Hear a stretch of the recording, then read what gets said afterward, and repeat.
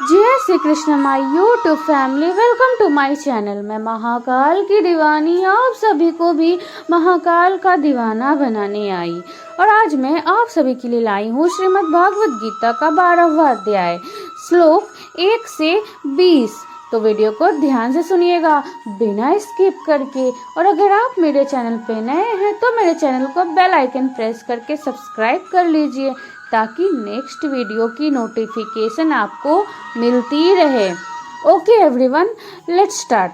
अध्याय 12 भक्ति योग, साकार और निराकार रूप से भगवत प्राप्ति। अर्जुन उवाच 1 एवं सततयुक्ता ये भक्तास्त्वाम पर्युपास्ते ये चापक्षरम व्यक्तम तेषाम के योग वित्तमः। इसका अर्थ है, अर्जुन ने पूछा, हे भगवान, जो विधि आपने बताई है उस विधि के अनुसार अनन्य भक्ति से आपकी शरण होकर आपके सगुण साकार रूप की निरंतर पूजा आराधना करते हैं। अन्य जो आपकी शरण ना होकर अपने भरोसे आपके निर्गुण निराकार रूप की पूजा आराधना करते हैं, इन दोनों प्रकार के योगियों में किसे अधिक पूर्ण सिद्ध योगी माना जाए। श्री भगवानुवाच 2 मय्यावेश्य मनो ये माम नित्ययुक्ता उपासते श्रद्धया पर्योपेतास्ते में युक्तत्मा मत्तः। इसका अर्थ है, श्री भगवान ने कहा, हे अर्जुन, जो मनुष्य मुझ में अपने मन को स्थिर करके निरंतर मेरे सगुण साकार रूप की पूजा में लगे रहते हैं और अत्यंत श्रद्धा पूर्वक मेरे दिव्य स्वरूप की आराधना करते हैं, वह मेरे द्वारा योगियों में अधिक पूर्ण सिद्ध योगी माने जाते हैं। 3 ये त्वक्षरम निर्देश्यत व्यक्तम पर्युपास्ते सर्वत्र गम चिंतयम च कुटस्थ मंचलम ध्रुवम। 4 संनियमयेन्द्रियाग्रम सर्वत्र संबुध्य ते प्रपान्नुवन्ति मामेव सर्वभूत हिते रतः। इसका अर्थ है, लेकिन जो मनुष्य मन बुद्धि के चिंतन से परे परमात्मा के अविनाशी सर्वव्यापी अकल्पनीय निराकार अचल स्थित स्वरूप की उपासना करते हैं, वह मनुष्य भी अपनी सभी इंद्रियों को वश में करके सभी परिस्थितियों में समान भाव से और सभी प्राणियों के हित में लगे रहकर मुझे ही प्राप्त होते हैं।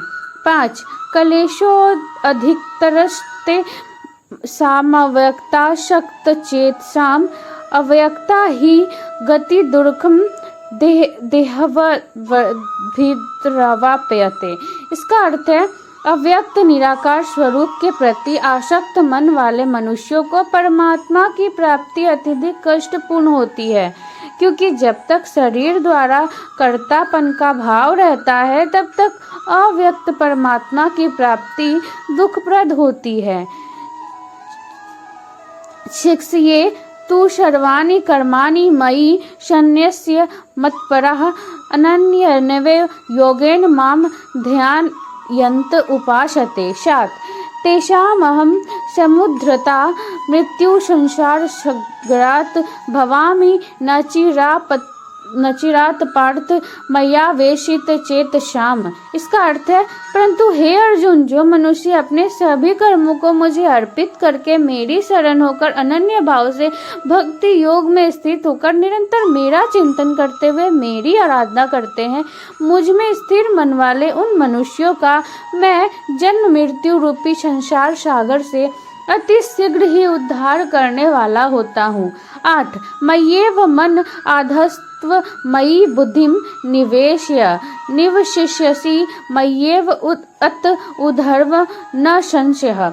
इसका अर्थ है, हे अर्जुन, तू अपने मन को मुझ में ही स्थिर कर और मुझ में ही अपनी बुद्धि को लगा। इस प्रकार तू निश्चित रूप से मुझ में ही सदैव निवास करेगा, इसमें किसी प्रकार का संदेह नहीं है। न अथ चिंतम समाधातुम न शक्रोषि मयि स्थिरम अभ्यास योगेन ततो मामिच्छापन्तु धनंजय। इसका अर्थ है, हे अर्जुन, यदि तू अपने मन को मुझ में स्थिर नहीं कर सकता है तो भक्ति योग के अभ्यास द्वारा मुझे प्राप्त करने की इच्छा उत्पन्न कर।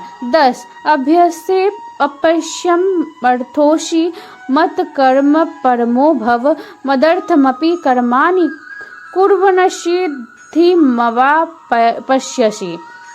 इसका अर्थ है, यदि तू भक्ति योग का अभ्यास भी नहीं कर सकता है तो केवल मेरे लिए कर्म करने का प्रयत्न कर। इस प्रकार तू मेरे लिए कर्मों को करता हुआ मेरी प्राप्ति रूपी परम सिद्धि को ही प्राप्त करेगा। 11 अथेत दपश्य तोसी कर्तुम मधोगमाश्रित सर्वकर्म फल त्यागम ततः कुरु यत्तात्मवान। इसका अर्थ है, यदि तू मेरे लिए कर्म भी नहीं कर सकता है तो मुझ पर आश्रित होकर सभी कर्मों के फलों का त्याग करके समर्पण के साथ आत्मस्थित महापुरुष की शरण ग्रहण कर। उनकी प्रेरणा से कर्म स्वतः ही होने लगेगा। 12 श्रेयो हि ज्ञानम अभ्यासा ज्ञान ध्यानम विशिष्यते ध्यानात् कर्म फल त्याग सत्यागाच्छानतिरतरम।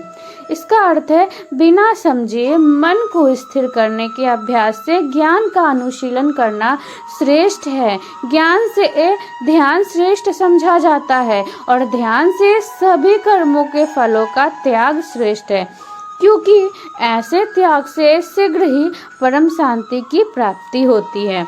भक्ति में स्थित मनुष्य के लक्षण। 13 अद्वेष्टा सर्वभूतानां मैत्रः करुण एवच निर्ममो निरहंकारः समुद्धः खशुखः क्षमी। इसका अर्थ है, जो मनुष्य किसी से द्वेष नहीं करता है, सभी प्राणियों के प्रति मित्र भाव रखता है, जो सभी जीवों के प्रति दया भाव रखने वाला है, ममता से युक्त, मिथ्या अहंकार से मुक्त, सुख और दुख को समान समझने वाला और सभी के अपराधों को क्षमा करने वाला है। 14 संतुष्टः सततम योगी यतात्मा दृढ़ निश्चय मय्य प्रीतम मनोबुद्धिर्यो मद्भक्तः स मे प्रियः। इसका अर्थ है, जो मनुष्य निरंतर भक्ति भाव में स्थिर रहकर सदैव प्रसन्न रहता है, दृढ़ निश्चय के साथ मन सहित इंद्रियों को वश किए रहता है और मन एवं बुद्धि को मुझे अर्पित किए हुए रहता है, ऐसा भक्त मुझे प्रिय होता है। 15 यस्मान्नो द्विजते लोको लोकान्नो द्विजते च यः हर्षामर्ष भयो द्वेगैर्मुक्तो यह स च मे प्रियः। इसका अर्थ है, जो मनुष्य ना तो किसी के मन को विचलित करता है और ना ही अन्य किसी के द्वारा विचलित होता है, जो हर्ष संताप और भय चिंताओं से मुक्त है, ऐसा भक्त भी मुझे प्रिय होता है। 16 अनपेक्षः शुचि द्रक्ष उदासीनो गतव्यतः सर्वारंभ परित्यागी यो मद्भक्तः स मे प्रियः। इसका अर्थ है, जो मनुष्य किसी प्रकार की इच्छा नहीं करता है, जो शुद्ध मन से मेरी आराधना में स्थित है, जो सभी कष्टों के प्रति उदासीन रहता है और जो सभी कर्मों को मुझे अर्पण करता है, ऐसा भक्त मुझे प्रिय होता है। 17 यो न हृष्यति न द्वेष्टि न शोचति न कांक्षति शुभाशुभ परित्यागी भक्तिमान्यः स मे प्रियः। इसका अर्थ है, जो मनुष्य ना तो कभी हर्षित होता है, ना ही कभी शोक करता है, ना ही कभी पछताता है और ना ही कामना करता है, जो शुभ और अशुभ सभी कर्म फलों को मुझे अर्पित करता है, ऐसा भक्ति में स्थित भक्त मुझे प्रिय होता है। 18 शमः शत्रो च मित्रे च तथा पमानयोः शीतोष्ण सुख दुखेषु शमः संगविवर्जितः। इसका अर्थ है जो मनुष्य शत्रु और मित्र में मान तथा अपमान में सम्मान भाव में स्थित रहता है, जो सर्दी और गर्मी में सुख तथा दुख आदि द्वंद्वों में भी समान भाव में स्थित रहता है और जो दूषित संगति से मुक्त रहता है। 19 तुल्य निंदा स्तुति मौर्णी संतुष्टो येन केनचित् अनिकेतः स्थिरमति भक्तिमान में प्रियो नरहम्। इसका अर्थ है जो निंदा और स्तुति को सम्मान समझता है, जिसकी मन सहित सभी इंद्रियां शांत है, जो हर प्रकार की परिस्थिति में सदैव संतुष्ट रहता है और जिसे अपने निवास स्थान में कोई आसक्ति नहीं होती है, ऐसा स्थिर बुद्धि के साथ भक्ति में स्थित मनुष्य मुझे प्रिय होता है। 20 ये तु धर्म्यामृत मंदम यथोक्तम पर्युपासते श्रद्धाना मत परमा भक्तास्तेत्व में प्रियः।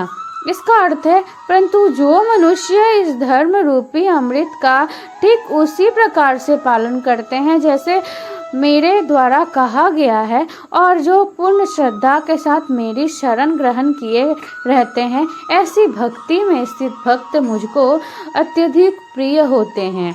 ओम तत्सदिति श्रीमद् भगवद गीता सुपनिषत्सु ब्रह्म विद्या योग शास्त्रे श्री कृष्ण अर्जुन संवादे भक्ति योगो नाम 12वां अध्याय। इस प्रकार उपनिषद ब्रह्म विद्या तथा योग शास्त्र रूप श्रीमद् भागवत गीता के श्री कृष्ण अर्जुन संवाद में भक्ति योग नाम का 12वां अध्याय संपूर्ण हुआ। हरि ओम तत्सत। ओके एवरीवन, खुश रहिए, मस्त रहिए और अपनी अपनी लाइफ में व्यस्त रहिए। और हाँ, मेरे चैनल को लाइक शेयर कमेंट्स करना ना भूले।